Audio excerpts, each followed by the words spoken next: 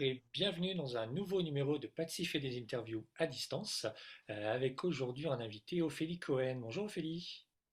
Bonjour Patsy, merci pour l'invitation. On se parle aujourd'hui pour évoquer ton livre Suspicion, Mmh. sorti aux éditions IFS. Tu avais déjà écrit Héloïse juste avant, qui avait été un grand succès de la presse et des lecteurs. Est-ce que tu avais un petit peu la pression avant la sortie ou à l'écriture de Suspicion du coup? Eh ben, pas vraiment. Figure-toi que, le fait qu'Héloïse ait bien fonctionné, qu'il était bien accueilli m'a beaucoup rassurée et la difficulté, elle est aujourd'hui sur le roman 3 parce que le 2 fonctionne bien aussi.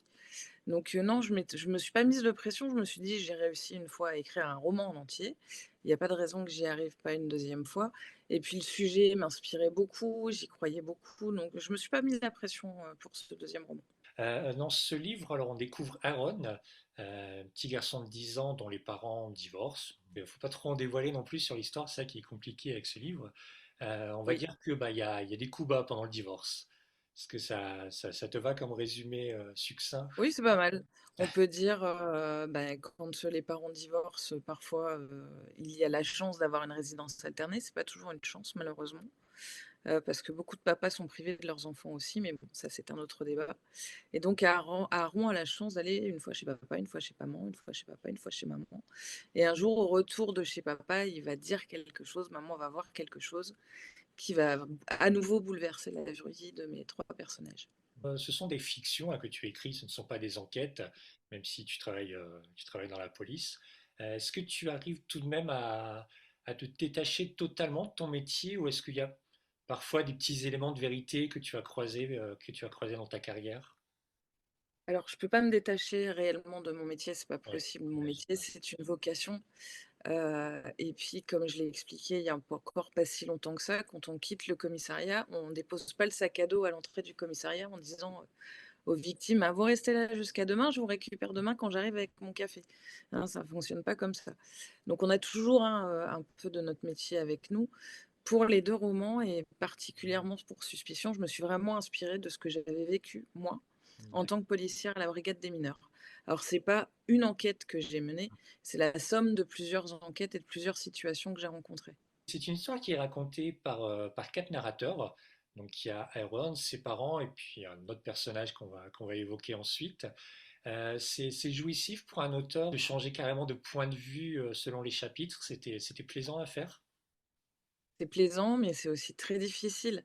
Alors déjà, pendant Héloïse, j'étais schizophrène, on était 2 dans ma tête. Là, on était 5, parce que tu dois vraiment donner une voix particulière à chacun des personnages. Quand c'est un narrateur omniscient, c'est il qui parle et tu pas cette, comment dire?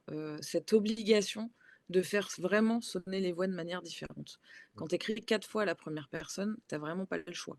Donc ouais, c'est compliqué de donner une voix à chacun, de rester dans la tonalité de chacun, de faire en sorte qu'on ne puisse pas les confondre aussi. Parce que ce que je voulais, c'était que, en lisant ce livre, si on cachait les noms au début des chapitres, on soit capable de dire qui parle.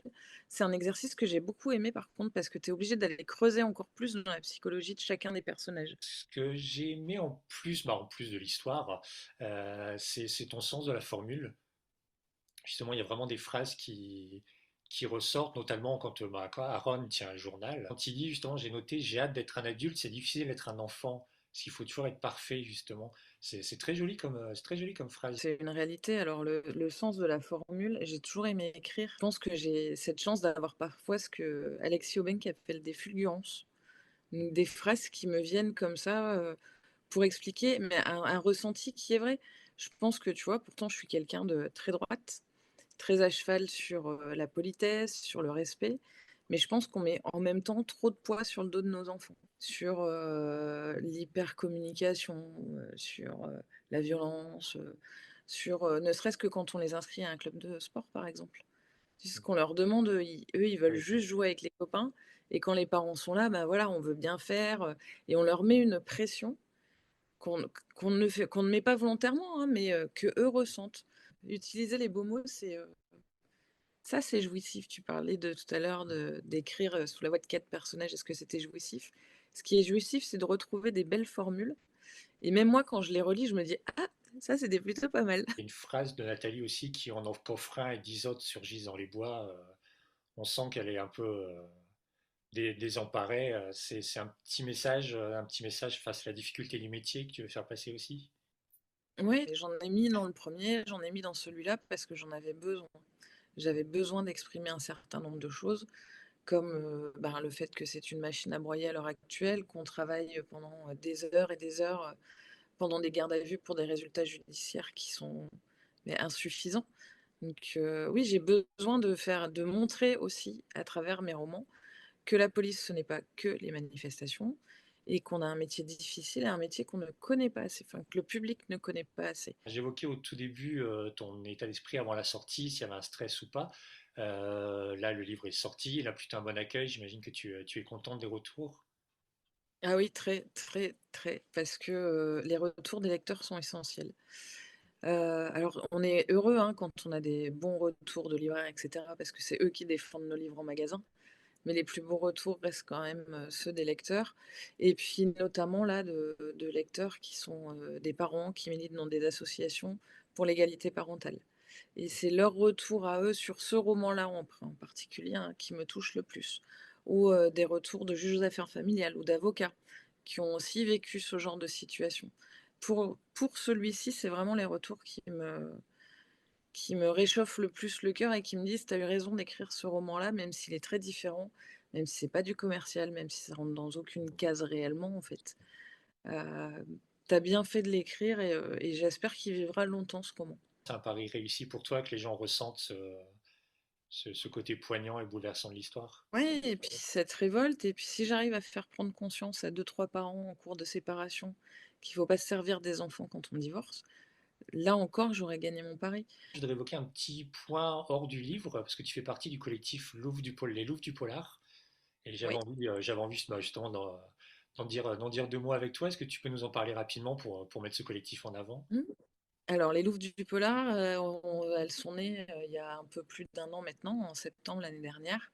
Il est né d'un constat, c'est que, en librairie essentiellement, hein, parce que c'est pas forcément le cas sur les salons, les femmes francophones, auteurs de romans noirs, de policiers, de thrillers, étaient pas assez représentées.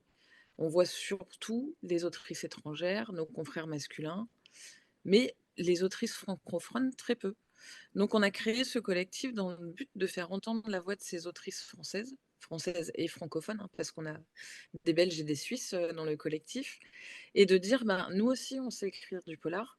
Vous n'avez pas besoin d'aller, acheter, les polars nordiques ou, anglo-saxons pour passer un beau moment de lecture dans le noir». C'est plein de choses, plein de projets, pour vraiment, élever la littérature noire féminine pour qu'elle soit visible. Pas l'élever dans sa qualité parce qu'elle est déjà de grande qualité, l'élever dans sa visibilité. Pour terminer, tu es déjà en train d'écrire le prochain livre ou tu savoures encore la sortie de Suspicion pour l'instant? Non, non, non, non, non, j'ai même du retard, dans le troisième qui sortira l'automne prochain. Très différent des 2 premiers puisque ce sera un thriller, alors que les 2 premiers flirtent, avec le roman noir, un peu le polar pour Suspicion, mais on est vraiment, sur de la narration à la première personne et cetera. Là, c'est de la narration, 3e personne, donc le point de vue, de mon narrateur omniscient qui voit un peu tout. Ça se passe au Pays basque et je voulais évoquer la chasse aux sorcières de 1609 au Pays basque. Ces D'accord, causes, très c'est bien. les causes réelles et les causes, comment dire? Mystiques, puisque les causes réelles de cette chasse aux sorcières ne sont connues que depuis le XXe siècle, faut le savoir. Et puis j'avais envie de parler de toutes les chasses aux sorcières, parce que, au XXIe siècle, on n'a pas encore le droit d'être différent. On n'a pas le droit de penser différemment, on n'a pas le droit de vivre différemment, sans être stigmatisé. Et même si aujourd'hui on n'allume plus des bûchers, on f il y a toujours des chasses aux sorcières et c'est quelque chose qui me révolte profondément.